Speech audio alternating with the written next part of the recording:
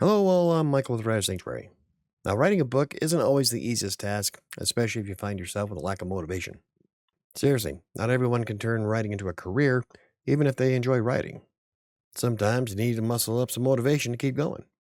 And today, I'm sharing 13 ways that help keep me motivated to write books. Now, keep in mind that these are just the best methods that work for me. I can't guarantee that you'll be as productive as Stephen King or Nora Roberts. No one can guarantee success, but I can give you the information that may help you come up with your own strategies for writing. So, what can you do to get the flow going to when it comes to writing your book? Well, first, find an ideal place to write. Now, a lot of motivation can come from your surroundings. Where you choose to write can make a profound difference in how much you write. Now, I know authors who hang out at libraries and coffee shops, and others like to surround themselves with nature. As long as you can find a spot that is void of distractions, it can be quite beneficial. I have a section of the basement surrounded by the things from my books, which I find inspirational. Not to mention that everyone knows that I work from home and to leave me alone for the rest of the day. Doesn't always work out that way, but here we are. The second thing you can do for motivation is try outlining the book. Now, some people can easily write bestsellers from the seat of their pants, and that's fine. However, outlining the book can help you develop a flow for the manuscript, which can make writing much easier. Now, outlining has the potential to inspire you to write as you can see parts of your story come to life. The hardest part is connecting point A to point B. Now, I outline everything and often plan out scenes as I go for my walks. I also never have a problem with writer's block because I know where the story is going. The third thing you can try is keeping sight of your goals. Goals and deadlines can do a lot to help with motivation. That is, as long as you're able to commit to them. And I'm not just talking about having the time to put into seeing them through. A lot of times, people will make unrealistic goals for themselves, which often sets one up for failure. For example, what if you wanted to say write 2,000 words in a day, but you just don't have the time to do it? Now, I'm a bit of a dork and I set up goals and such with a spreadsheet and record everything I do throughout the day. For me, the goal is simply to try writing more today than I did yesterday. The fourth thing you can try is creating some daily habits to write. Now, if you can create a positive habit for writing each day, you'll find that it becomes second nature. Unfortunately, creating positive habits aren't the easiest thing to do, and it may take quite a bit of time and repetition. Of course, daily habits also depend greatly on your day to day schedule. If your life is as chaotic as mine, it's exceptionally difficult.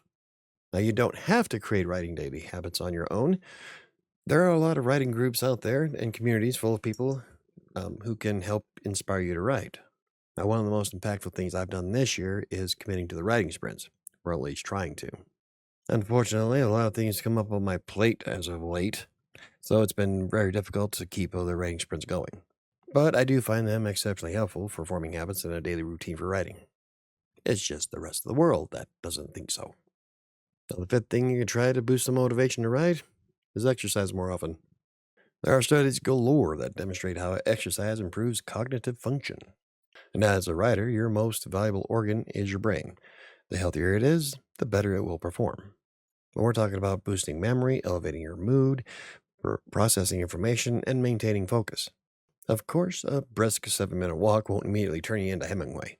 But creating an exercise routine will give your brain a greater chance of cranking out a best selling novel.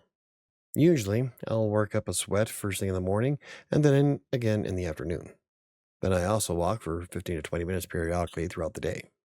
I know I feel thousands of times better after a good cardio routine. The sixth thing you can try is eating healthier. Just like exercise, eating the right foods can also improve brain power, including maintaining motivation to write your book. Salmon, spinach, avocados, peanuts, eggs, and more all work to the benefit of keeping your mind healthy. And you can find quite a list of brain foods that are on the internet just about everywhere.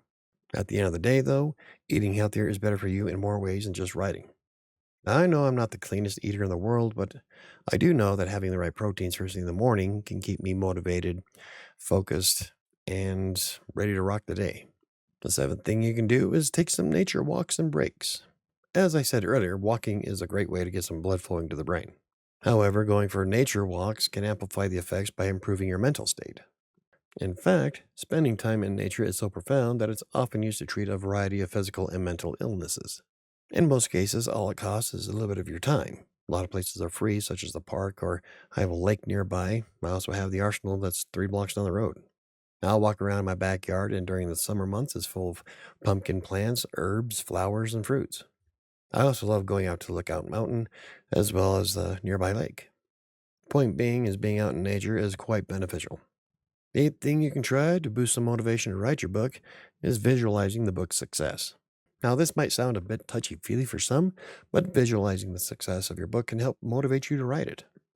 When visualizing, see yourself at a book signing in Barnes& and Noble, having a grand book release party, or even visualizing it becoming a Netflix original movie or series.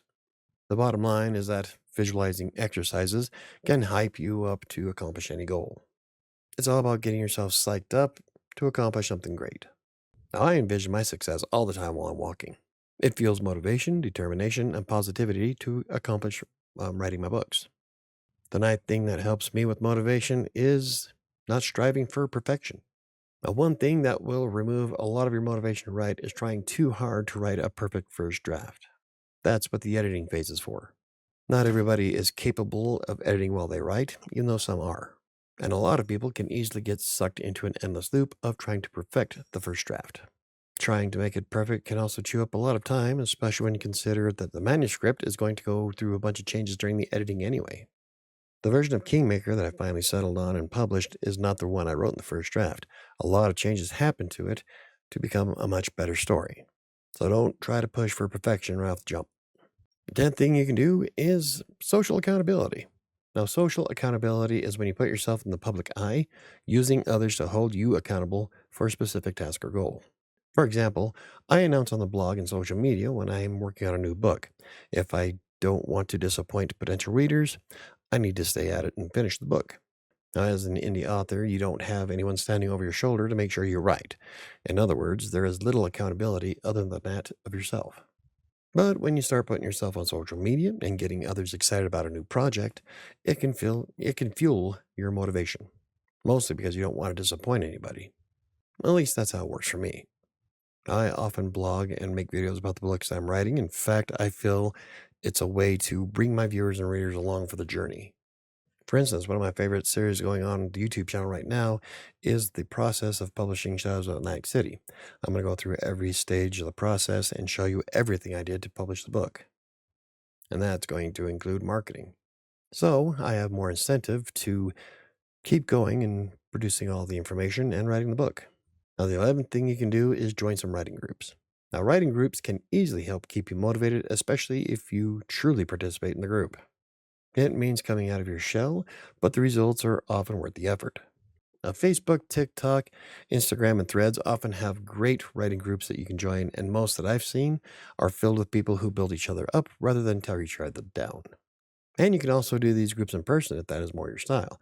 Sites like meetup.com are great for finding local meetup groups for writing, and I know Denver has quite a few of them. Now, the 12th thing you can do to boost motivation to write your book is using the writing sprints on YouTube. I know this sounds a little bit self serving, but they work. As I said earlier, writing sprints have made one of the greatest impacts on my productivity this year. I just wish my life would calm down a bit so that I could do them every day. Anyway, writing sprints are great for motivation, especially if you join one that has a lot of engagement. You're surrounded by other writers, including the host, who help inspire you to write, edit, or simply be more productive in any form. The point is to use that chunk of time to the fullest of your capability during the sprint. The 13th thing that you can try to help boost your motivation is keep in mind that you're in competition with yourself. You are the only one you're truly in competition with. Never judge your success on the progress of others, especially as an indie author. Everyone has their own processes and goals, and all that really matters is finding those things that will keep you on track for your goals and your processes. Now, it's okay to be inspired by others or you want to emulate someone's success, but remember that your path is going to be much different.